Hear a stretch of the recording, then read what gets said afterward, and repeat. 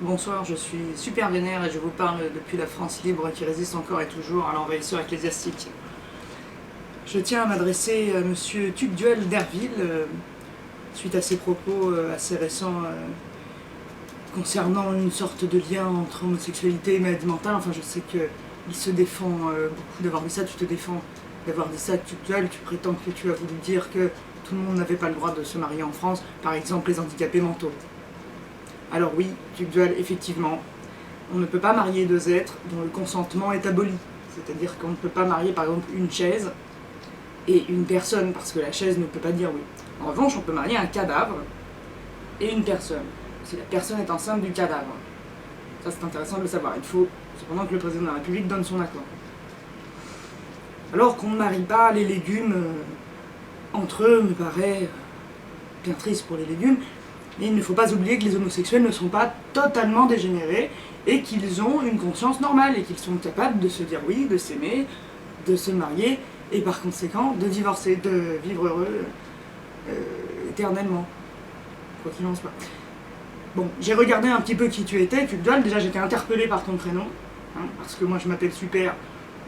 Bon, Super Vénère, c'est pas du tout la famille de Fiametta, mais bon, c'est un prénom comme un autre. Tugdual, en revanche, on imagine bien le genre de famille dans lesquelles on peut être appelé Tugdual. Hein. Lancelot, brillante, venez, nous sommes attendus à Notre-Dame des Oiseaux. Donc voilà, Tugdual d'Herville, fervent militant contre l'euthanasie et l'avortement. Chapeau. En général, les gens qui sont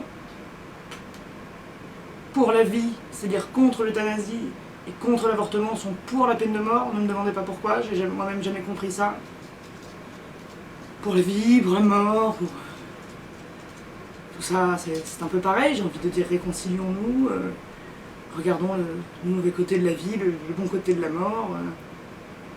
Voilà, Tugdual, tout le monde s'en fout de ce que tu racontes. Enfin, je veux dire, le seul qui passe pour un handicapé mental dans l'histoire, c'est toi. Hein. C'est toi.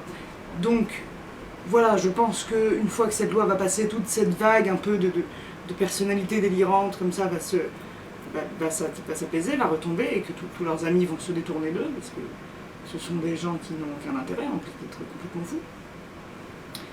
Et que la honte soit sur vous tous, qui les auraient soutenus. D'ailleurs, je pense que dans 10 ans, l'histoire ne se trompera pas et que vous ne raconterez pas partout que vous étiez le 13 janvier 2013 dans cette manifestation honteuse avec ces gens-là.